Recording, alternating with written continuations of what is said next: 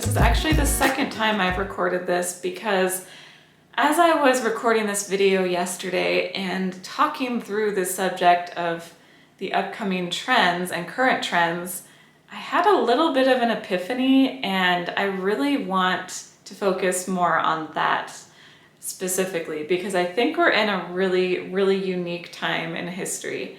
So before I get started with that, I just want to briefly mention this. This should go without saying, but I am not an expert on this topic. I have no degree in design. I'm not trained in design.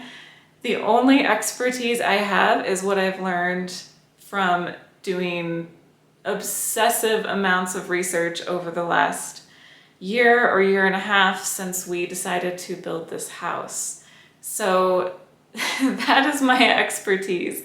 And really, I mean it when I say I got obsessed, because that has basically been my life for the last year, and just trying to figure out how we wanted to design this house. I am going to share a lot of my opinions and kind of talk about where I think things are going, and also where I hope things are going. So I'm a little bit biased, but anyway, I just wanted to mention that first up. So the one trend I really want to get out of the way first is grandmillennial. So grandmillennial is something I first learned about probably in like January or February of this year, as we were designing our house and I was doing research, and I realized that there's actually this movement of people kind of trying to decorate their homes and adopting the style of their grandparents. At least that's what I thought grandmillennial was. So grandmillennial is the combination of grandma and millennial. So I assumed that this meant a millennial like myself trying to decorate like their grandma would. And that is something that I really relate to and I love, and definitely I know I've been inspired by both of my grandmas. But the grandmillennial, at least the style that like the big designers are pushing, and if you type this hashtag in on social media, the images that will pop up are not what I was expecting. So the grandmillennial style that I see online is very classy, very traditional. Lots of upholstered furniture and curtains, just lots of like fabric and old prints like toile and birds and flowers, lots of blue and white prints, blue and white china. It's also tends to be, in the images I see, very white and bright and clean and neat. And that is, it doesn't really, I mean, my grandparents' homes were very clean and neat for the most part, but not like perfect. And they were definitely much more eclectic. So this grandmillennial style, I don't know, maybe your grandma decorated like this, but mine certainly did not. And I don't really relate to this style very much at all. It feels stuffy to me. And I know this is just my opinion, but I don't see it really catching on with younger people, especially, or people my age. So that is grandmillennial. So where I think things are actually going are a little bit more eclectic and rustic and cluttered and not so perfect. We are living in a really unique time in history, and I don't think this has ever happened before. Basically, I don't think there are trends anymore. At least not massive trends that the entire kind of society adopts. I think that is over.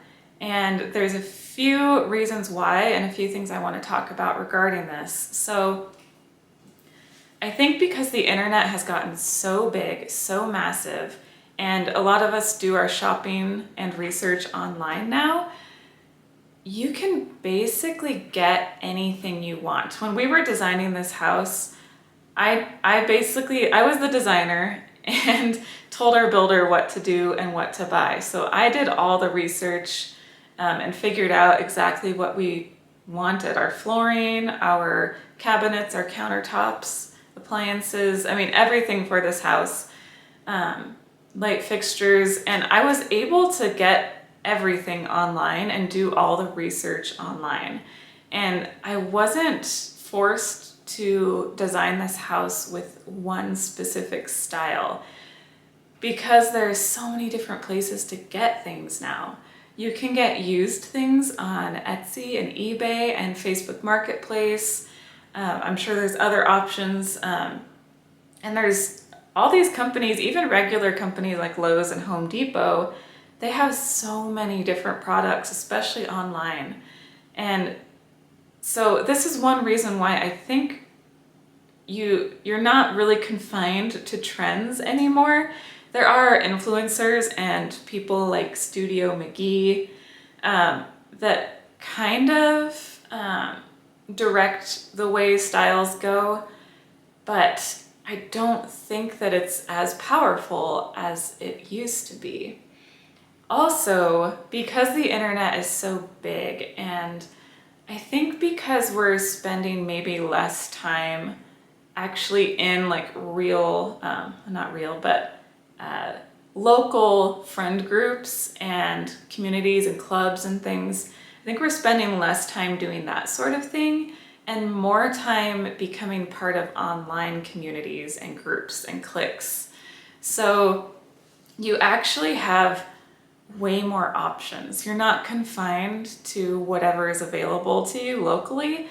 You can join a group or a community, or I mean, it doesn't even have, it's not like an official joining, but you can find a group online that you feel connected to and you feel like those are your people or that's your style, and you can latch onto that and then kind of become part of that community. So there's all these like small communities. There's so many of them, and I think that's also one reason why there's not really like one trend. I probably see way different things online than you see, or someone who likes modern design, they probably just follow a bunch of things online that are all modern minimalist design or whatever they're into.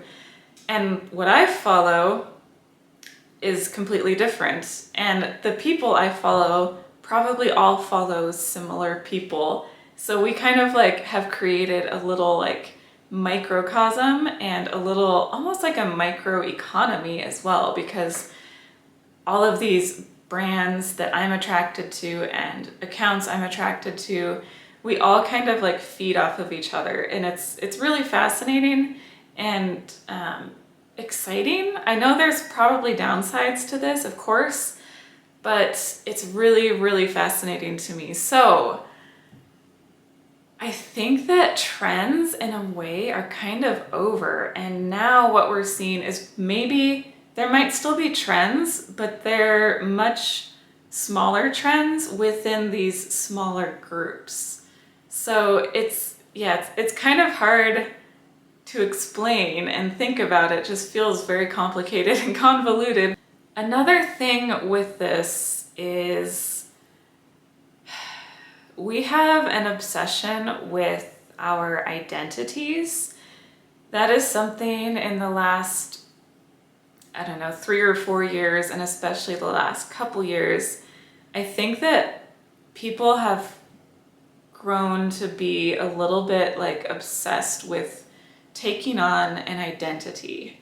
So there's all these little groups and you attach yourself to one of these groups or communities, and that's actually like part of your identity, and people are proud of it as well. People will display these identities in their social media profiles, and they will display all of these things about themselves. And I think there's a few reasons for this, and this is gonna go a little deep.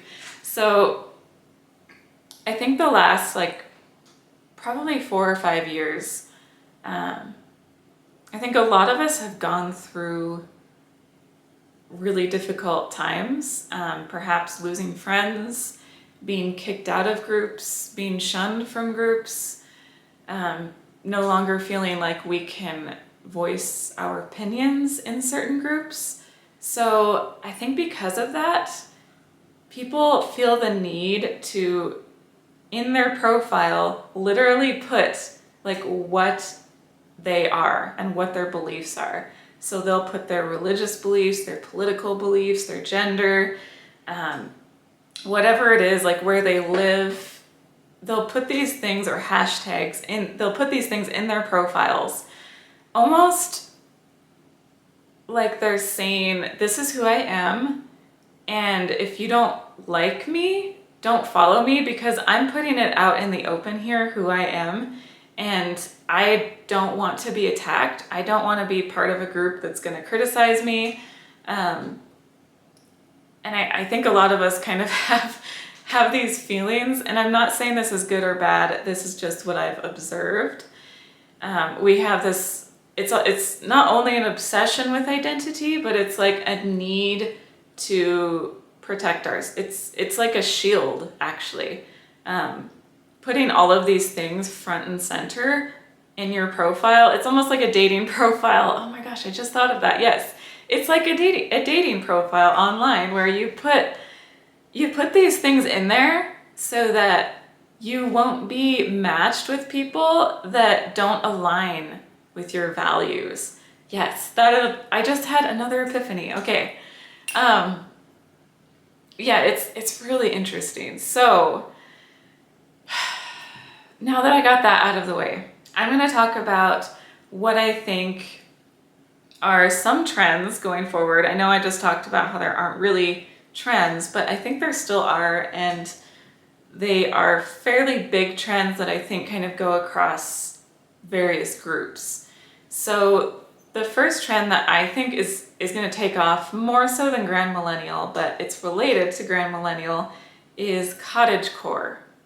So cottagecore is all about kind of this idealized rural life. I actually think that this is going to continue to be a really big trend, probably more so with the people a little bit younger than me, so like the Gen Z, or people kind of in the middle of Gen Z and millennial, like people in their mid-20s right now, early 20s.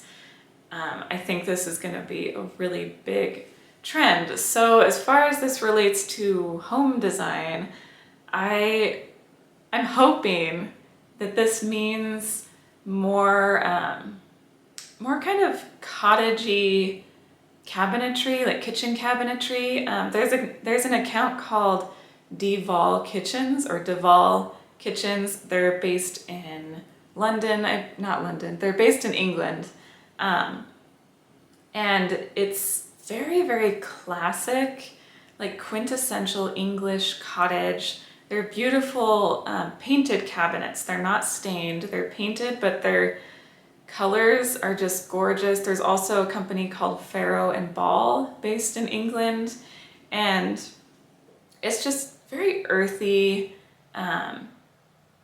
old English cottage, and it's just very classic. And I know it's hard to say that something is timeless, but I don't feel like this cottagey kitchen style, especially, I think it has staying power, especially if you put it in an old home or a home that has old structure to it.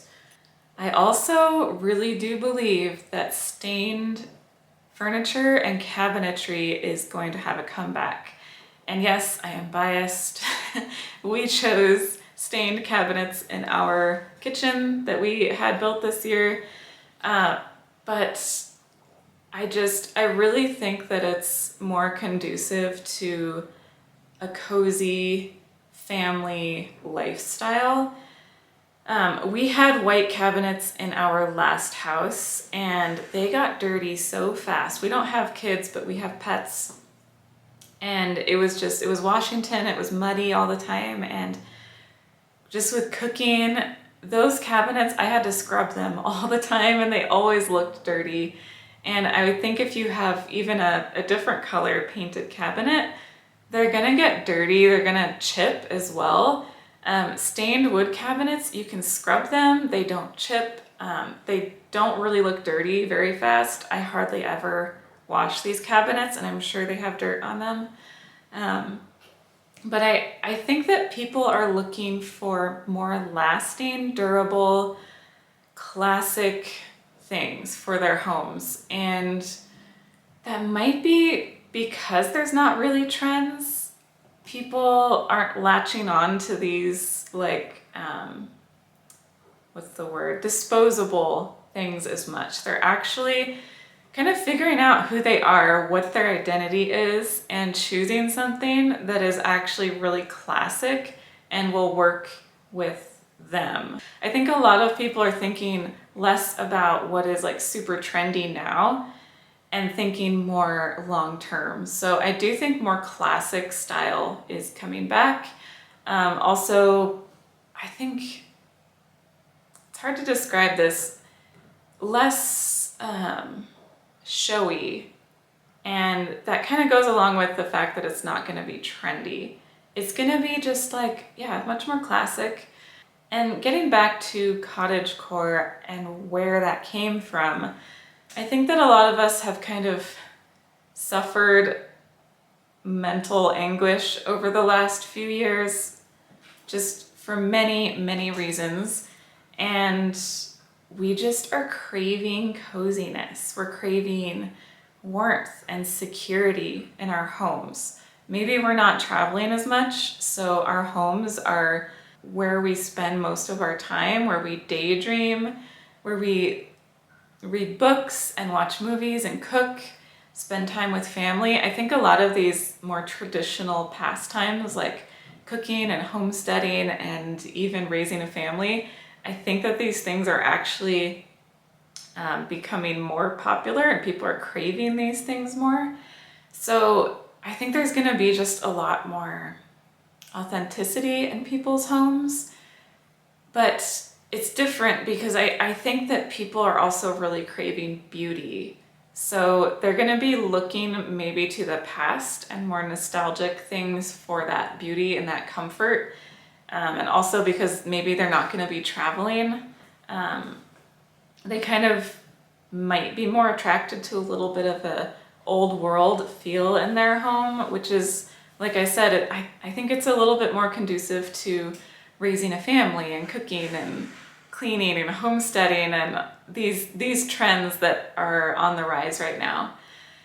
So that is what I see as far as kind of the overall trend and where it's going and kind of where I hope it's going. I really like the cottagecore kind of ethos and style. I know it's not for everyone, but let me know below if you like it or if you hate it. And then again, within that, there are so many different like communities and groups and offshoots. There's also something that I call restorecore. I've been calling it in my head. I haven't spoken this out loud until now, but I've been calling it restorecore, and it is where people take old homes that are in need of restoration and they buy them because they're usually very inexpensive. And rather than tearing down all the walls like Joanna Gaines did in Fixer Upper in the 2010s, they're actually keeping the structure and layout of the house and restoring it to its original glory, perhaps. So I think that's also a really big trend. And I'm excited, really, really excited about that. So that definitely kind of also goes along with the kind of cottagecore, rustic, getting back to nature and farming and homesteading and history. So that's very, very exciting that people are doing this, and they're restoring old homes in a lot of these places that need to be restored, not only the house, but the neighborhood and the cities where these houses are. Also, now more than ever, it is super easy to get used furniture and things for our homes. Many things that we got for our house were either from antique stores, thrift stores, or Facebook Marketplace. It's actually hard for me to think of non-fixed elements in this house that aren't from one of those places.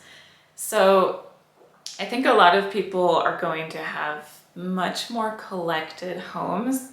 They're not going to go to IKEA or Target and buy everything from the same store. I think a lot of people are just kind of discovering these other outlets and discovering they can save a lot of money and get really, really beautiful pieces online, places like Facebook Marketplace, and pick them up locally, or places like eBay or Etsy. A lot of our vintage light fixtures I got on eBay and Etsy. So I think we're going to see a lot more less cohesive spaces in a way, and a lot just more authentic and cozy. There should be a drinking game connected to this video with how many times I say authentic and cozy, but that is totally the vibe that I see going forward. Also, the trending colors that all of the big paint companies chose for 2022, every single one, I think, chose green, like a light green or a light kind of sagey bluey green. It's really interesting. I love this color. And I totally can see that this is going to be kind of the mood going forward. Along with this obsession with our identity, there's also a little bit of a rebellion happening where people want to be different. They don't want to be like everyone else. They want to be special in some way, or maybe they just want to rebel from what they see. So I have this spirit for sure. And I always want to be the one who does something different. So I was thinking about that a lot when we designed this house. I wanted it to be different. Of course, you can't always be different, and I drew inspiration from lots of different images and companies and people online. So I copied lots of different things that I saw. One example that kind of drove me crazy was our pantry. We painted our pantry this beautiful golden yellow color. I love it so much. I immediately knew this was the color I wanted for the pantry, and I had known this for quite a while before we painted it, but I was like going back and forth and trying all these different colors, trying to like figure out, do I really want this color? Because it's very similar to a color that someone I really like online and who I'm very inspired by. It's almost the exact same color that she painted her kitchen, her entire kitchen. She painted this beautiful yellow. I love it. That color would definitely not work in our kitchen, but I love that. And when I decided I wanted to paint the pantry yellow, I was like, I can't do that. She did that. That would be like copying her. And also, I didn't want to paint it this like bluey, sagey green color because I saw everyone painting their pantries specifically this color. And I love that color. And I totally could have painted my pantry that color and no one would have cared but me. And that's basically the only reason I didn't want to do that color, was because everyone else was doing it. And then I was scared to do the yellow because someone else I saw online painted their kitchen this yellow. I was thinking about it way too much, and I just needed to like calm down and accept the fact that I like something. And yes, someone else might have done something similar, but it's okay. I don't have to be original with every single thing I do. My hipster spirit just needs to like calm down a little bit. So I just wanted to mention that as well. Please let me know down below what you think about this and the various topics I've discussed in this video. Let me know, like I said, kind of what your style is. What community online do you find yourself really attracted to? I love watching and following homesteading channels and channels with massive families. We don't have any kids, but I'm just fascinated by that, and I feel like I'm part of that community even though I'm not, and I don't have a homestead or a big family. We don't homeschool. I mean, I was homeschooled, but that's kind of like my people, I feel like, online, even though they probably have no idea. But that's kind of the community that I follow, and I'm definitely influenced, I'm sure, by them and the things they like. Also, ads that we see online, those are all curated to fit what we like. Facebook and Instagram and whatnot, they record what channels you follow and kind of your activity online, and so they will put ads in front of you that they think you like, and that definitely can also influence us. So there's still like some outside influence happening to create trends, but it's not all like one massive homogenous trend. So yes, let me know down below what you think about this topic. I just think we're in a really fascinating point in history, and I really don't think we've ever been here before. And it's exciting. I'm sure there's negatives about it, but I'm just mostly looking at the positives right now, and I love that we have the opportunity at this time in history to kind of dress however we want to dress, design our homes however we want, and I love it. So thank you so much for watching, and I will see you in the next video. Bye.